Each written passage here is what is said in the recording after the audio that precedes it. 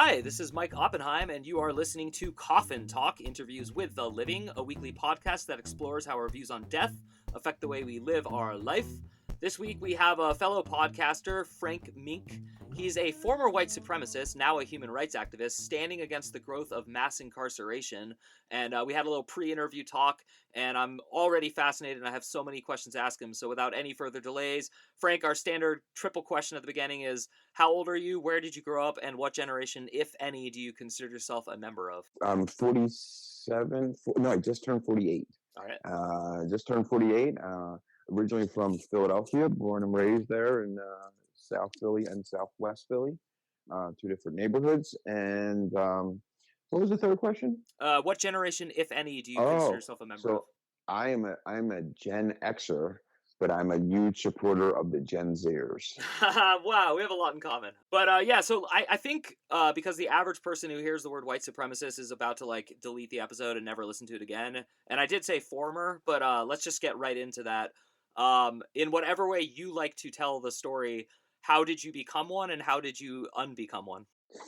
All right. Well, so I'll start with. I mean, again, it just doesn't like happen. There's definitely reasons. So I have to start from the beginning, and hopefully your listeners will stay involved. I grew up to a mom who she was from the Irish Catholic neighborhood, and she wanted to she was a bad girl, and she really liked the bad boys. And in the 70s, at the time, the bad boys were the Dagos, the Italian guys. And my dad is this little Italian drug dealer, Rocky Balboa lookalike guy, and he was just a little street brawler. And my mom was totally into that, I guess. And I wasn't there, but I was there. And those two had a little relationship, tried to hold it together, but they were both, drug addicts and alcoholics. And so that didn't last very long. And my mom had to move with me. They lived up in a mixed neighborhood where my dad was from. And then she moved back to the Irish Catholic neighborhood where my last name was still my dad's last name when I first got there, and which was Bertolini, which is very Italian. And that's not very accepted in our neighborhood in a way. So, and I think my mom did it for a bunch of different reasons. But the reason that I was always told was that they didn't want me growing up in the Irish neighborhood being known as Frankie the Dago, because that's anyone with an Italian last name they automatically get that nickname, and there's trouble with it, So anyhow, they took my dad's name away, Bertolini, and they gave me my mom's old maiden name, which is Meeink, which really comes into play later on in my life. So anyway, I remember that happening. I remember that being an incident. I remember learning to learn how to spell a new last name. That was, as a kid, I was probably in first grade when they really changed my name. And so I remember like learning how to write. And when I was writing like my last name of Bertolini, I heard, "Stop writing that name. You now write this name."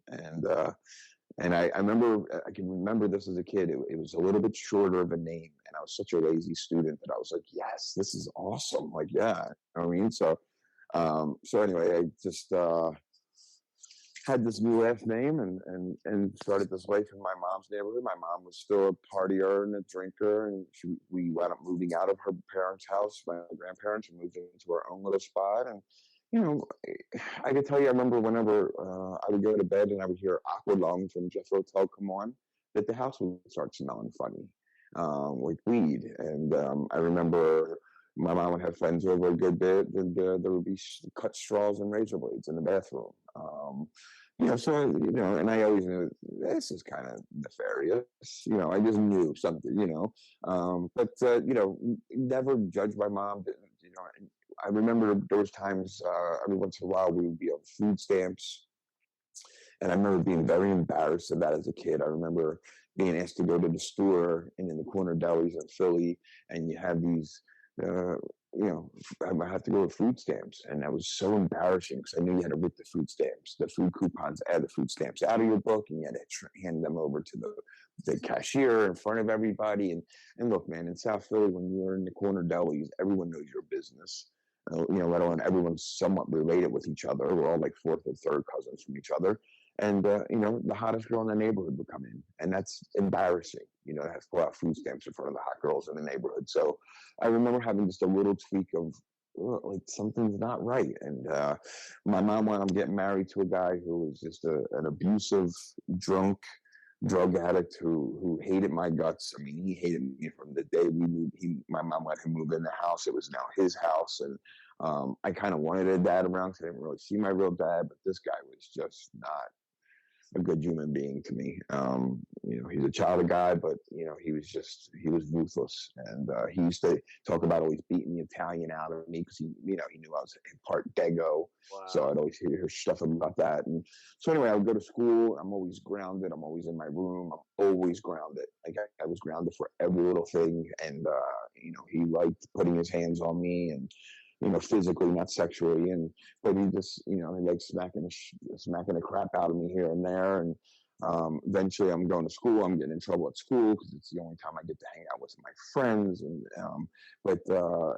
get sent home from school a lot. My school is right 2 blocks from my house. And, South Philly is such a small little neighborhood, and I remember I would walk home from school and I tell the story a lot, but it's because I think people get it is, I was so scared to go home that I would try to get hit by a car on 4th Street because 4th Street was the last street before I would get to my house.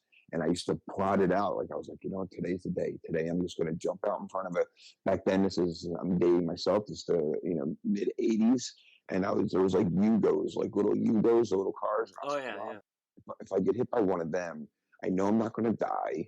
I know it's just going to hurt, but it's not going to like really break me like if it was, whatever, a Camaro or whatever. So I remember, and I would go out there to get hit by a car, and everyone in South Philly gets hit by cars. It's like the thing to do. Like, I mean, it just happens because we live in a little small, narrow streets, and it's always like a cousin that runs you over because everyone's really related down there. We're all second and third cousins by marriage to each other. So, and I'll tell you, I would get hit by that car, man, and the self-preservation would always kick in. And I'm a born and bred athlete. Like my legs were always disgustingly muscly, and I mean, I just was always that way. And whenever that car would come in, I'd jet right out of the way every time. Like my brain would get out of the way, you idiot.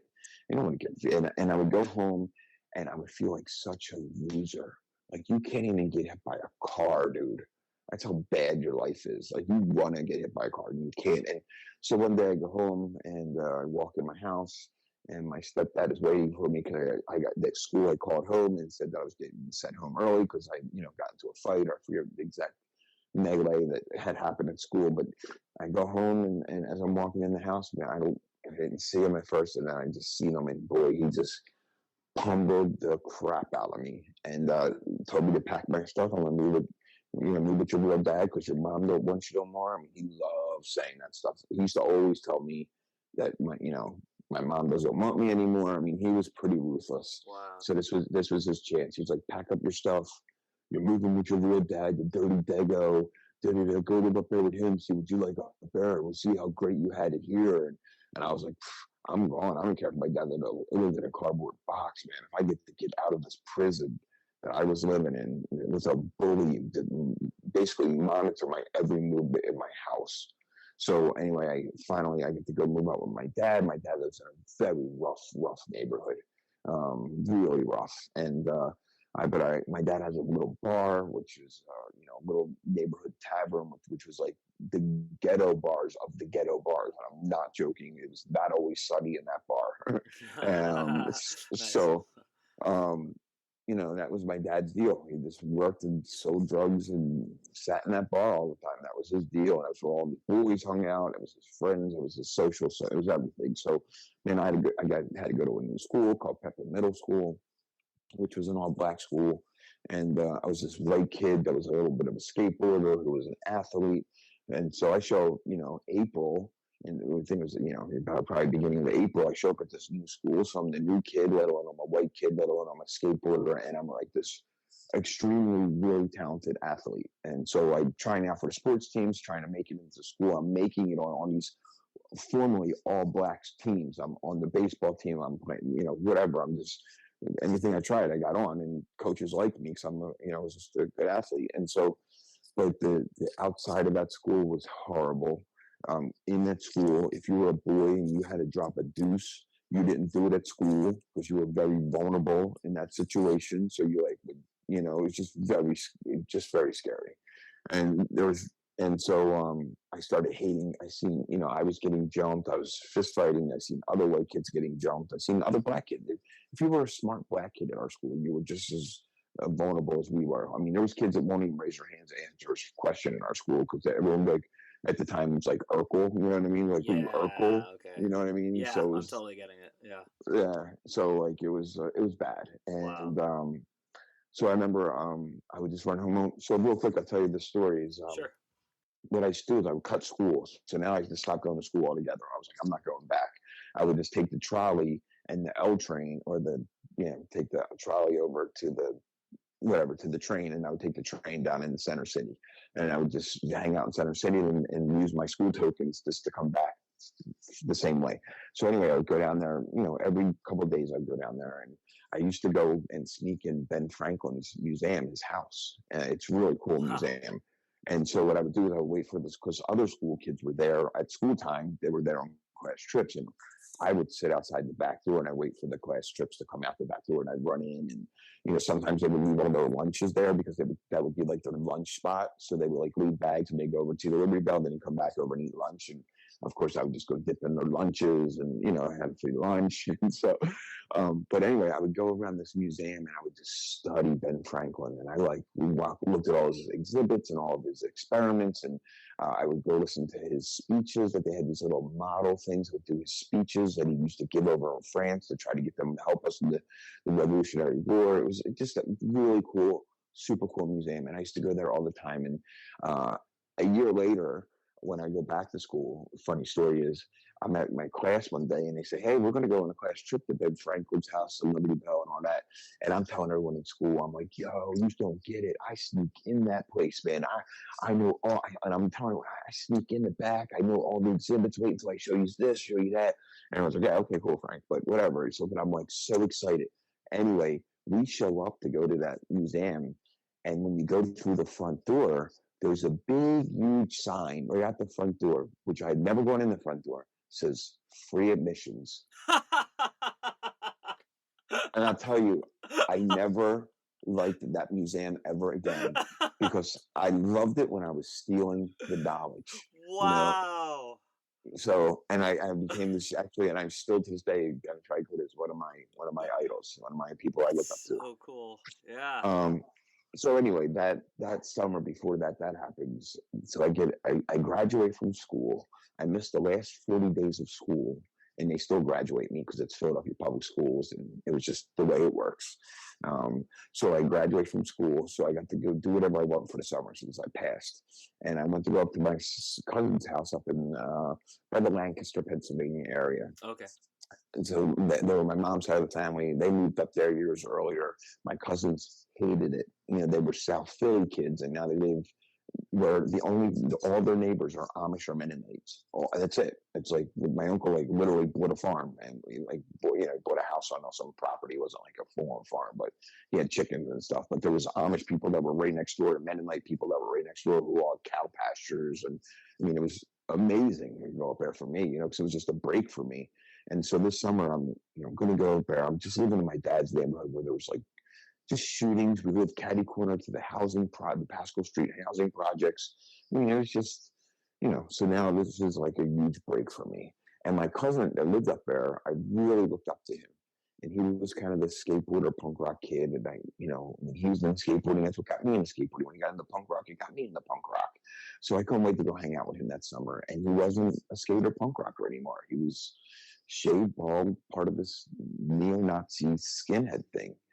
So I go up in his room, I'm hanging out with him, I look up to him, like I said, and on his wall, he had wallpaper, newspaper articles about neo-Nazis and, white supremacists and Adolf Hitler and, my aunt and uncle, who are great people. They really are good people. They would just thought their son was going through something, you know what I mean? He hated that they moved. So it wasn't like they were promoting this, they were just like, because they did not like this stuff, but they were kind of like, whatever, do what you got to do to get over your anger about Philly, about moving. Yeah. So every night, these other neo-Nazis used to come over my aunt's house. So it was kind of like, for whatever reason, my cousin's house was kind of that spot that they could come hang at night. And they'd sneak beer over. I'm 14. They're like 16, 17, and 18-year-old guys. To me, they're super cool. They have cars. They bring girls over once in a while. They get tattoos. You know, it's just cool to me. And so when these guys would all start drinking, they start talking about like multiracial society. I have no idea what they're talking about, right? But when they start talking about black and white, I'm like, wait a minute, I know exactly what you're talking about. Just like these black kids. Now, these kids, they live around Amish people. They don't live, they don't know really what they're talking about. So my cousin would say stuff in front of them like, yo, you should ask my cousin Frankie. He lives down there. Tell him about where you live, Frank. And I was like, yo, man, it's crazy. I live right next to the housing projects. Da, da, da, da, da. It's off the hook down there or whatever. And these guys would like listen to me. And I'm telling you, like, I told you about my parents, and the truth is, if I walked in to my parents' house, I could have a black eye, I could have played sports and did really good. My parents never said, "How was your game?" or "What happened? Are you okay?" Or "Are you doing okay in school?" Or "Do you have a girl?" Because my parents, they didn't have time for me. And these guys, like, just them listening to me was like, I got to talk about my life with them.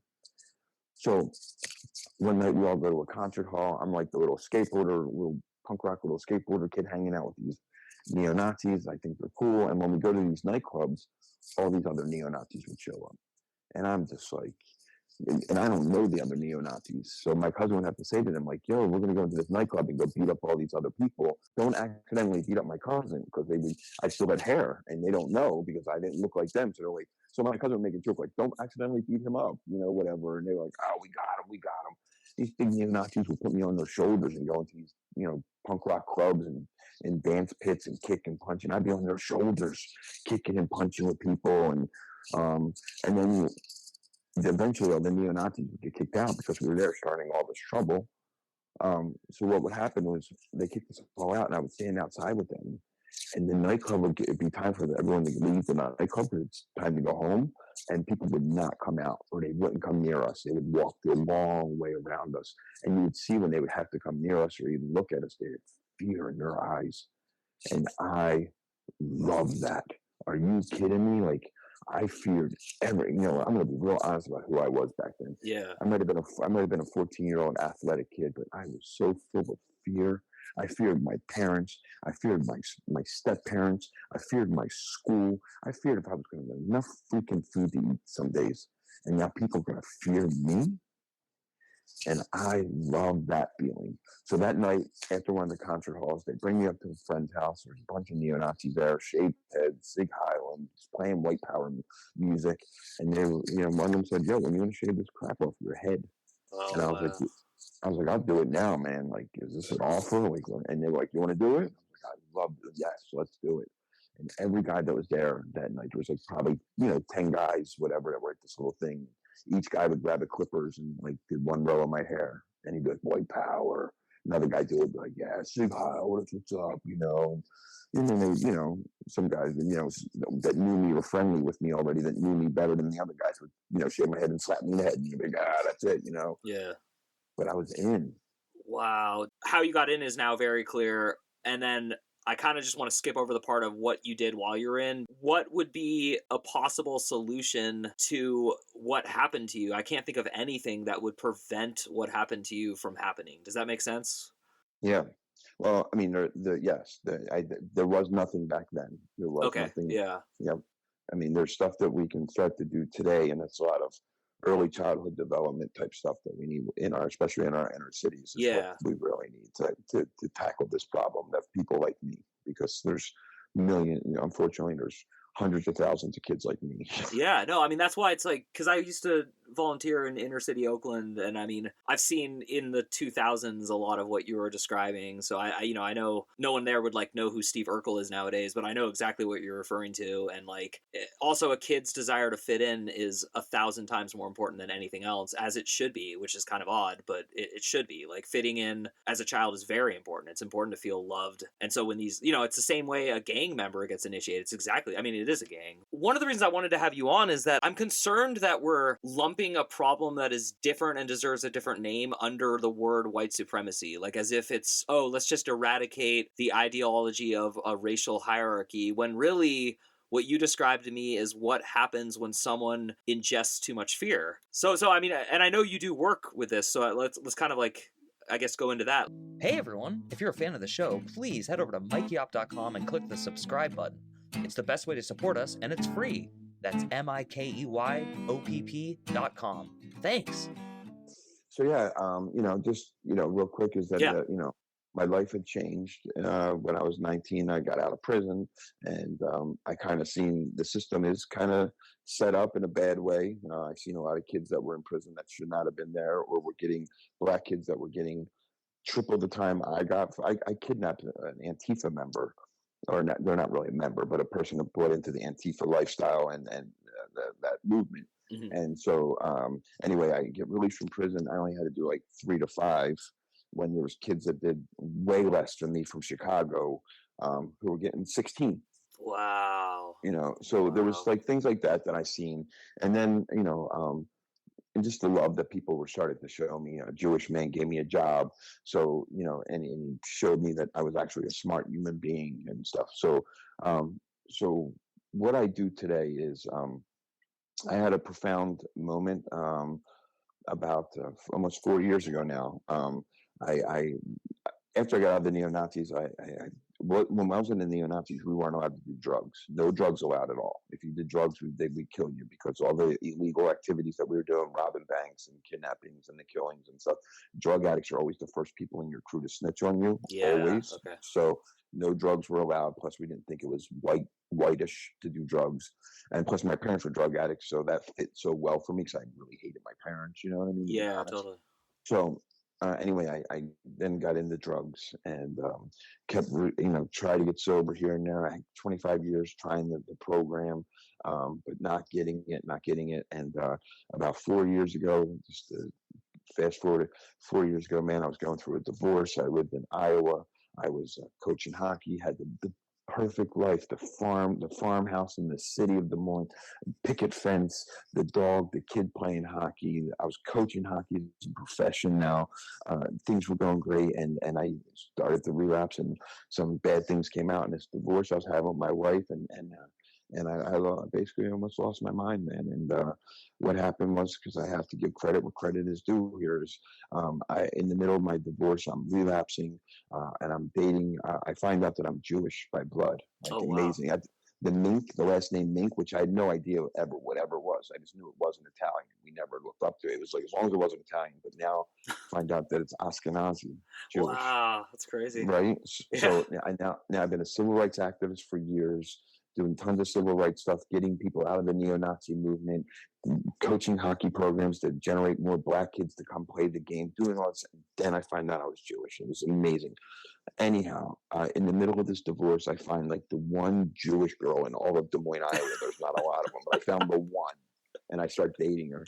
And a beautiful woman, so grateful she was in my life during this really tumultuous time in my life. And anyway, I left her house one day. I was seriously in the midst of a pretty horrible relapse at the time, and I'm driving back to my buddy's house, who was an active drug addict, alcoholic too. I'm driving over to his house because I'm just leaving her house.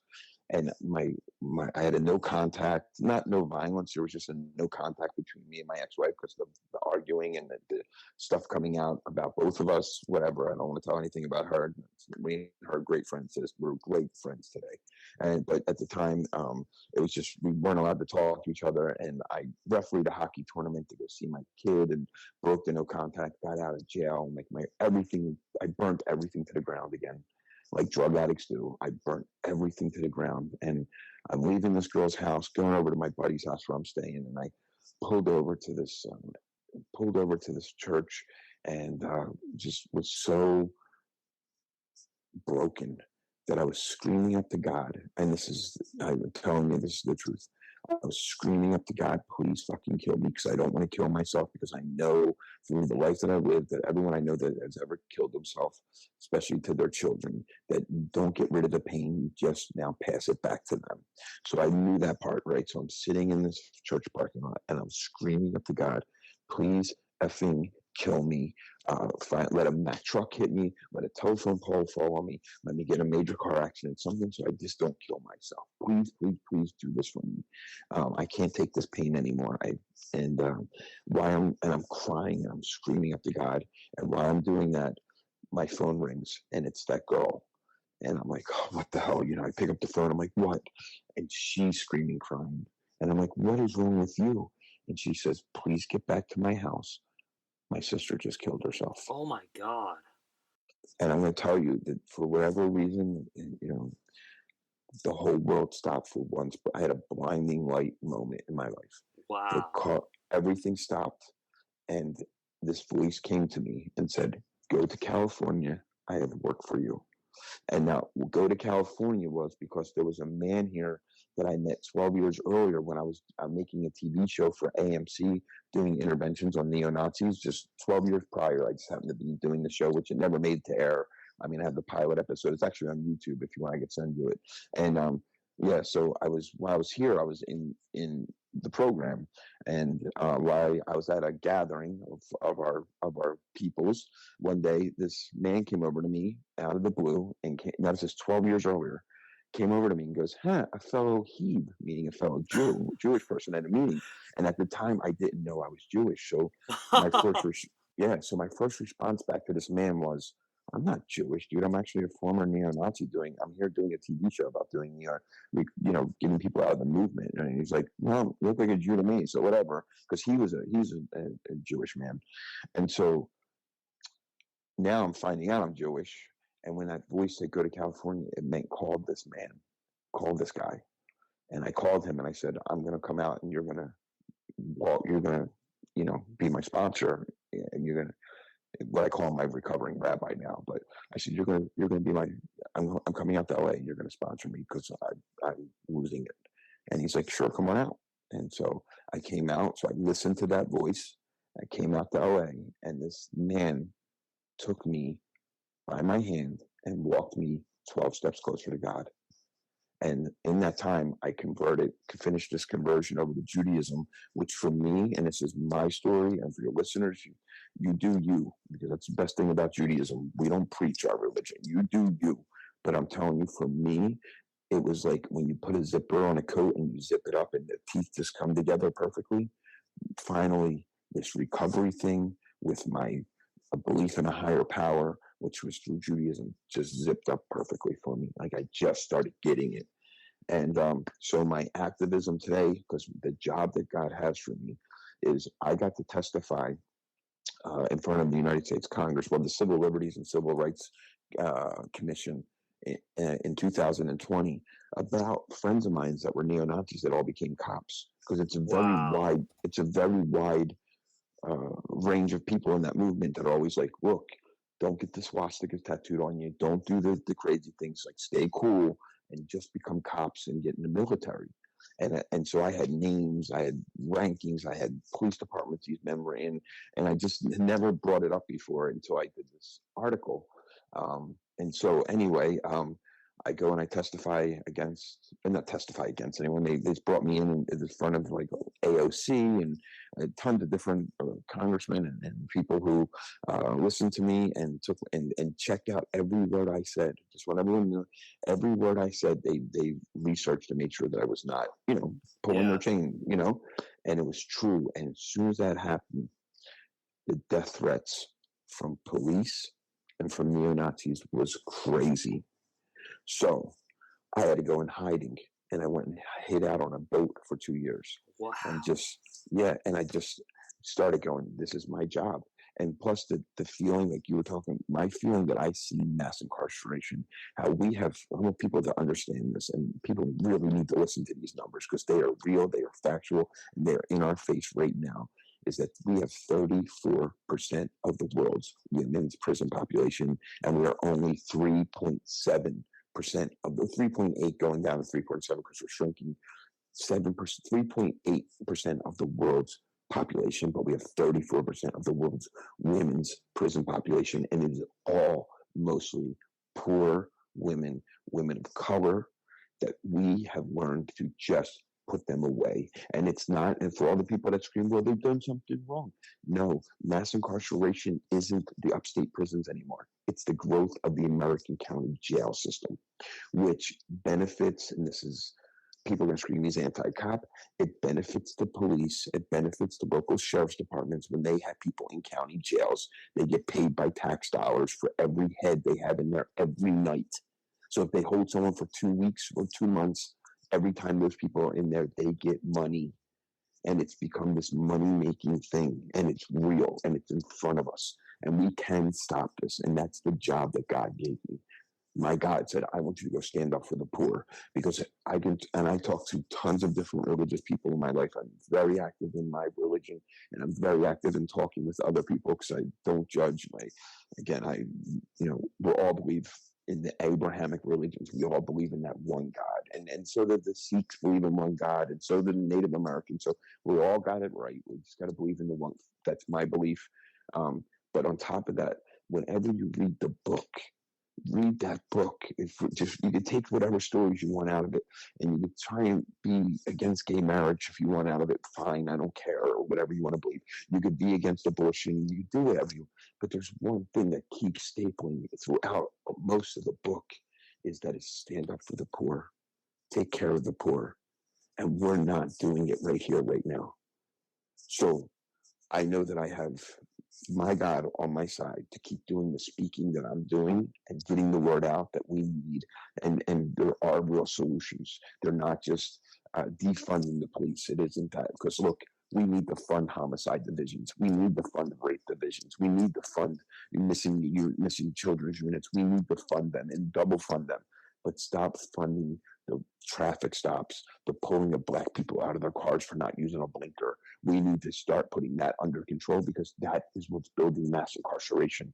It's getting people on little crimes and getting them in on probation, and then they violate their probation because they smoked weed, and the whole thing against weed is, and I'm clean and sober, but the whole war on weed is crazy. And we're the only civilized country in the world that actually train our officers to search cars and pull. They don't do it in England. They don't do it in Canada. They don't do it in most nations. They don't do that. Yeah. It's here because it became this money-making, we need to check your car, we have the Fourth Amendment. I grew up in Philly. I learned all about the Constitution. I learned about Ben Franklin's part in the Constitution. And I like to say this real quick, just so you can. I'm not anti-cop. Ben Franklin, when people always say the first police were made to catch slaves, it's not true. Ben Franklin made the second or third police department in all of America in Philly, and he's an abolitionist, so it was not about slavery at all. It was about stopping robbery and prostitution in the center city Philly, because Philly's always been Philly. It's always been that way, right? Yeah, totally. So anyway, I mean, like, we have the chance to it's about real concrete police reform. And also, it is about something that a lot of people have been talking about, but the people on certain aisle of our political parties won't go for this because they scream socialism, and that we need massive early childhood development in this country. Because look, we are becoming one tribe. Nobody can stop that from happening. It's the truth. We are going by 2050. The most prevalent thing that we're going to know is this mixed race of people. Yeah. And in 300 years from now, it is a fact. We are almost all going to be that color. You could stop immigration right now. You could stop don't let not one more human being come in our country, the way people talk, but just using their logic. Even if you stopped it right now, it's too late to stop that. We are merging as one tribe. So let's make us an intelligent, a smart tribe, and figure this thing out, and know that with all the stuff that we have going on in this country, one thing that we all agree on, all sides of the house, is we have a mental health crisis right now. And one of the ways we get on top of this is by early childhood development, because we get to catch this stuff earlier and start to work on it and fix it, because it is what the problem is. And the one thing I'll say too is that the Gen Zers are starting to see this. And this is why the Gen Zers are going to have the opportunity in this world. By the time that they leave this planet, way after I'm gone, way after you're gone, the Gen Zers might be able to write the obituary to racism in this country. That's awesome. I'm a huge fan of Gen Z. I've said it publicly many times. I get into a lot of arguments with friends about it, and I definitely share and sympathize with like virtually everything you said.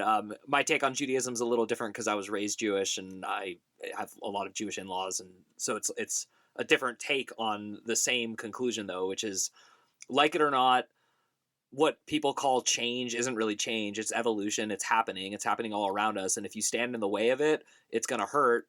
And if you go with it, it might lead to brief periods of insanity because that's just how change happens with humans. But it seems to me very foolish to be putting people away after they do crimes instead of teaching people how to behave better and deal with their own minds. So I mean, I'm 1,000% with you. I think the one thing I'm starting to realize now, I'm 41, I'll be 42 in like a month about from now. So we're close enough in age that I am hoping you'll agree, but obviously feel free to. But I feel like really essentially the most important thing to do is on every single human interaction level, always be promoting education and like helping people. And so like, I'd love to say like, write your congressman, but they're just bickering and looking for votes. So I'm not saying give up on politics, and I'm not saying give up on law enforcement and give up on all these other things, so much as we all have like such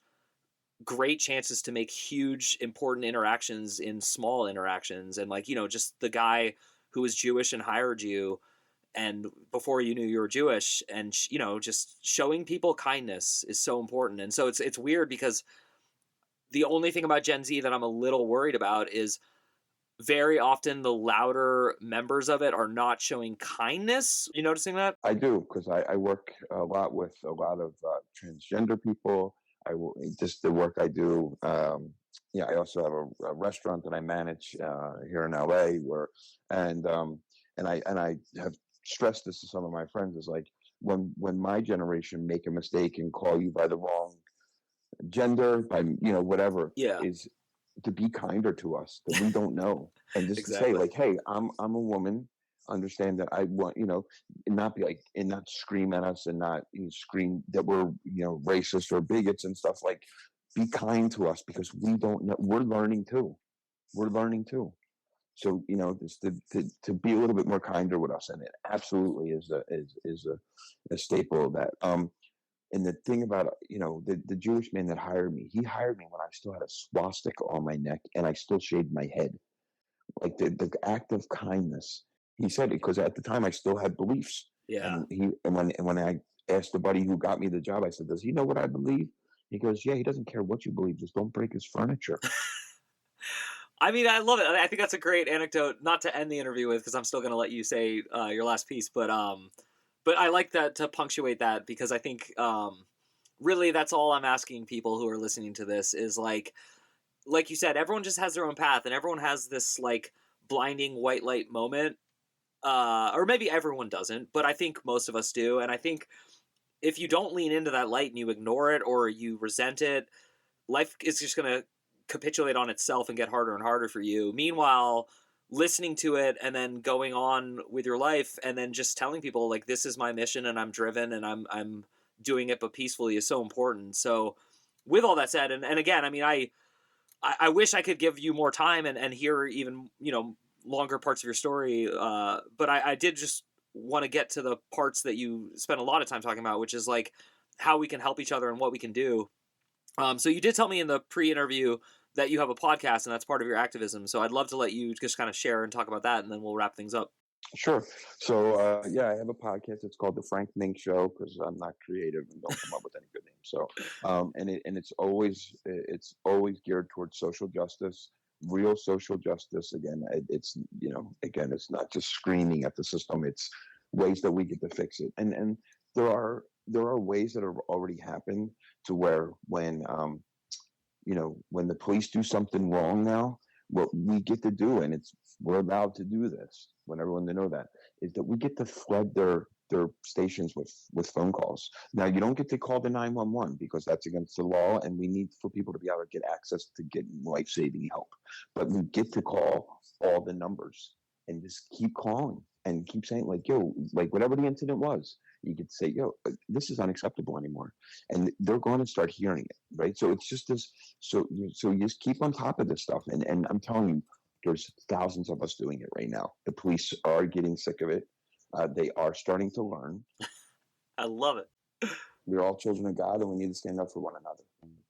You're a very, very interesting man. You're very, very well educated, and it's weird to say this, but you found a way to tell grave stories with levity and with humor and with intellectualism, and I think that's really important. And so I hope people listening to this not only gave you a chance, but will give what you're offering them a chance, which is open your mind to being open-minded and don't just resist everything that scares you. Thank you, Frank. This was a great interview. I'm just so thankful, and I'm so thankful that you're out there. And everyone listening at home, obviously the best way to support me and this podcast is to head over to mikeyop.com. That's MIKEYOPP.com, and sign up for the free weekly essay that I write, which is pretty much in a line with what Frank was talking about today, which is I'm just trying to bring people together and keep you optimistic and cheerful about the future, while also reminding you that not everything and every day is going to be optimistic and cheerful. So love to all of you who listen, and thank you for the support. And my name is Mike Oppenheim. You've been listening to Coffin Talk, and we will see you soon.